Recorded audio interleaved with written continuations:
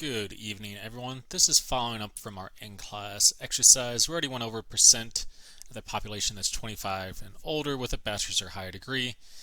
Today we're going to go over percent of the population by each state that's below our poverty line. So this is going to be our value when it comes to the z-score. We're concerned with Texas for this example. For this, I'm asking for measures of central tendency, variability, and a z-score for that. So if we start off, we want our mean, we want our median, and then our range. For right now, mode, given our values just skimming through them, we don't have any repetition itself, so we're not going to have any repeating or a mode itself, a modal category. And then we're going to have our, for now also, I'm going to skip over our variance because we'll still calculate that, but we're going to square root it to get our standard deviation. And our z-score. Now some of this I'm going to abbreviate, and I already know some of the values because I put it in Excel to make life a little bit easier and not make this a half-an-hour video of me going through each one. With that, there is a video already on Blackboard that does do that, so if you want that level of depth, it's there. But let's get started. If we're starting with our mean, coming back to this again, so our average itself, we want to take all of our values and divide by our sample size. So we already know, and I'm going to put this over to the side, that our sample size is 9. And you can see that here. So we're good to go. So I'm going to add all of these together across the top. So 16.2, 19.6, and I'm going to move this down as I go. 10.9 plus 10.2, 15.5, 13.6, 12.9, 9.8, and 11.4. Again, it already helped us. Excel had it labeled for us. We know we have our sample size of 9, so we divide by that, which then our numerator would give us a total of 120.1 divided by 9, which gives us an average of 13.34. So we know our sample has, our sample of states, our 9 states, on average has 13.34% of the population at or below the poverty line. So that's how we can interpret that, discuss that. We're putting our value here back into our variable itself. So percent population in poverty, that's all we're doing with that. So 13.34%. And again, we luck out for our median. I'm just going to change colors. Because we have an odd number, we can take our fifth value. It's our middle value itself. If we had an even number, we take our two middle values, add them together, and divide by 2. Essentially, we're taking the average of those two. So this is the key part. When you're writing these out, it needs to be smallest to largest. So we have 9.8, and that's our first one. And then we go 10.2. That's our second one. And for our third one, we have 10.9. For our fourth one, we have 11.4. And so our next value is going to be our fifth value, which also will be our median of 12.9. So it looks like Missouri there. So our median value is 12.9%. And here alone, given what we've discussed this past week with z-scores and normal distributions, if we were to draw this out on a normal distribution, we know that our median value, our 50th percentile, or at least half our states fall, is going to be about 12.9%. With that, we know our mean is slightly greater than that at 13.34%. So with that, we know there's a slight positive skew. When the mean is greater than the median, we know that our tail of the distribution is going out to the right. It's being positive. Again, if you look at the example in Excel, this is essentially if we had the symmetrical distribution, everything would be equal. We don't have that. A lot of social data is never going to exist that way. So with that, when we have slight deviations from that, we have skewed data, and this is an example of positive skewed data. The tail is going to the right when the mean is greater than the median. All right, let's come back to our whiteboard. Again, measures of central tendency. We focused here on our mean and median. Mode was not appropriate given there was no repetition. We didn't have the same value, the frequency, multiple times. So I did not go through that one. I'm going to erase this now, and we're going to dive into our measures of variability. All right, to start off with our range, truly the range is we're taking our high value and subtracting our low value from that. So our high value looks like to be Mississippi of 19.6 and our low value of 9.8. And we luck out that 9.8 plus 9.8 is 19.6. So we know our range of values falls between 9.8 percentage points. With that, we don't know the variability. We just know the range is 9.8 percentage points that way. It doesn't give us a lot to discuss, and that's why we end up using the standard deviation, because we can use that in relation to our mean and get where a majority of our cases fall. So I'm going to erase this, just give us a bit more space. And now when we come down to standard deviation, keep in mind our formula for standard deviation. I'll put it over here to the side. We want the square root of the sum or sigma x minus the mean squared over n minus 1. Again, the n minus 1 provides us a more conservative estimate. So here we would be dividing by 8 versus 9, which will give us, for us, a larger number or standard deviation, gives us more room and confidence to discuss what we find. So with that, we would take, and this is where I'm going to go over one row of this and then fill it in to kind of show you what I'm talking about.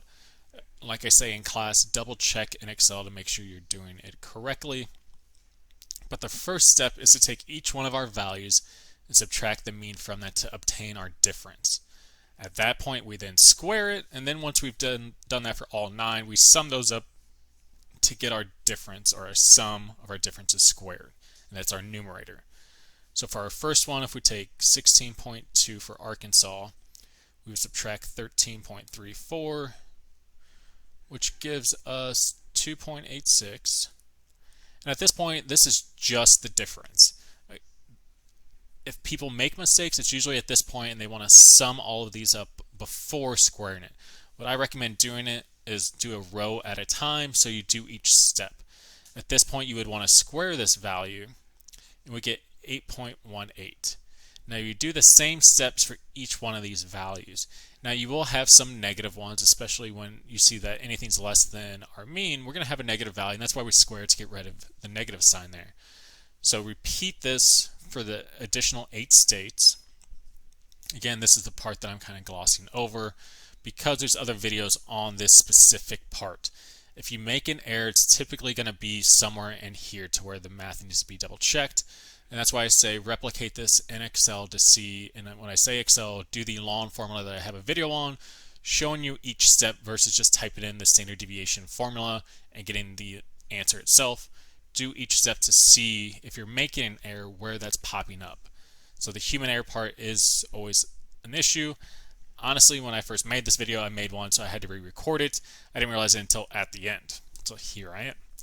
So with that, if we take each one of those, we end up with a sum, so a numerator of 84.4.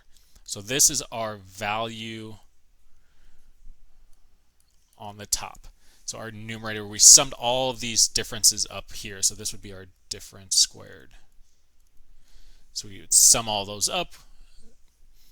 And here we would then have the square root of 84.4 over 8, which would then give us the square root of 10.55.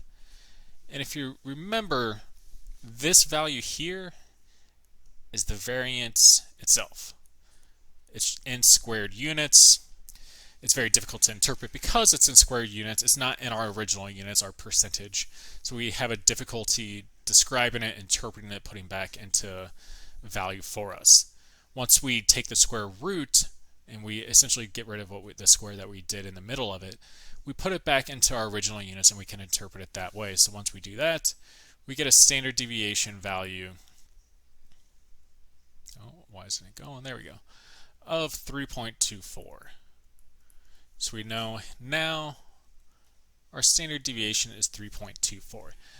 Now you can do a lot with this in terms of interpretation. I'm going to go over what's expected when it comes to the exam. If I ask you to interpret this information, what I'd like to see for full credit, anything related to that. Alright, so keep in mind, if we had our distribution, we have our mean value of 13.34.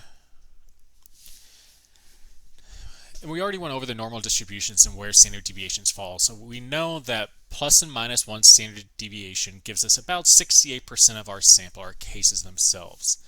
So if we were to use that mentality here, we could go with 13.34 plus and minus 1 standard deviation of 3.24. And we know that would give us about 68% of our sample, our cases themselves. So if I took 13.34, oops, let me pull up a calculator, minus 3.24 gives us 10.1, and on the other end we have 16.58. Now we know that about, in terms of discussing this, we know about 68% of our sample, in this case states, fall between 1 and 2 standard deviations around the mean. This would be 10.1% to 16.58%. In this example, we're using percent population that's at or below the poverty line. So keep in mind, we want to work in that language itself. The variable that we're interested in, we want to discuss that. So here we know that 68% of the states have between 10.1 and 16.8 or 16.58% of their population at or below the poverty line. Truly just putting it back into the variable that you're looking at. For our example, it's percentage, so we can describe it that way. Now let's move on to the good old part about Texas. The great state of Texas that lost to Arkansas in football. But we play A&M this weekend. That is going to be interesting. Alright, now if we come back to this, we have our z-score, to where, if we remember the formula for z-score, we want to look up our specific value, so I'm just going to put x1 here, minus our mean over our standard deviation. So we have Texas, so we know that our Texas value is 13.6 minus our mean of 13.34. And if you remember, this is also similar to one of the steps you did in the standard deviation to get the difference between the value and the mean itself. We're just not squaring it here. And here it's over 3.24. So this would be 0.26 over 3.24. So if I pull up the calculator, that gives us 0.08. Now you might wonder, well, hell, what do I use this number for? If you remember the tables that are already in Blackboard, if you're in class, you got a handout for this. The good part is we know what to do with this. So we're first going to look up at 0.0. So that's our left column. We're going to look for 0.0. We know it's positive. There's no negative. So we know what table to look at. We know where to start in the left column, 0.0. And then we're going to go over on the top to where it has 0.08. So if we pull that up, again, at the top here, 0.0, good to go. And if we go over to where it's 0.08, we see that it's 0.5319. So I'm going to write that down, 0.5319.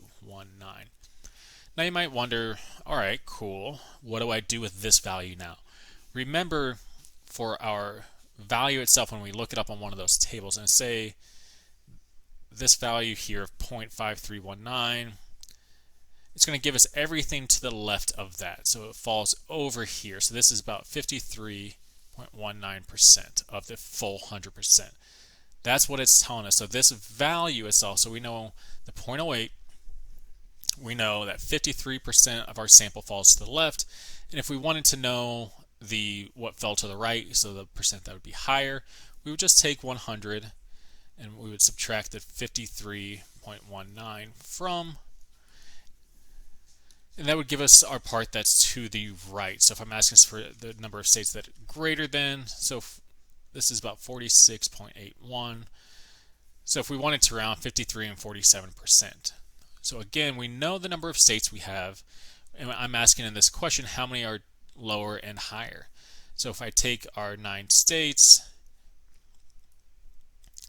if I want to know how many are lower, and say I had a much larger sample size than 9, I just didn't want to look at it and can see it, I'm going to times that by 0.53, and that would give me what's to the left. And if I want the right, I'm going to times it by 0.47, which would give us 9 times 0.53, about 4.7, so 45 states. So it gave me an answer of 4.77. Keep in mind, we can't discuss states in tenths or hundredths, so round and kind of discuss it this way, and we're good to go. And then we're going to do 9 times 0.47, and again 4.23.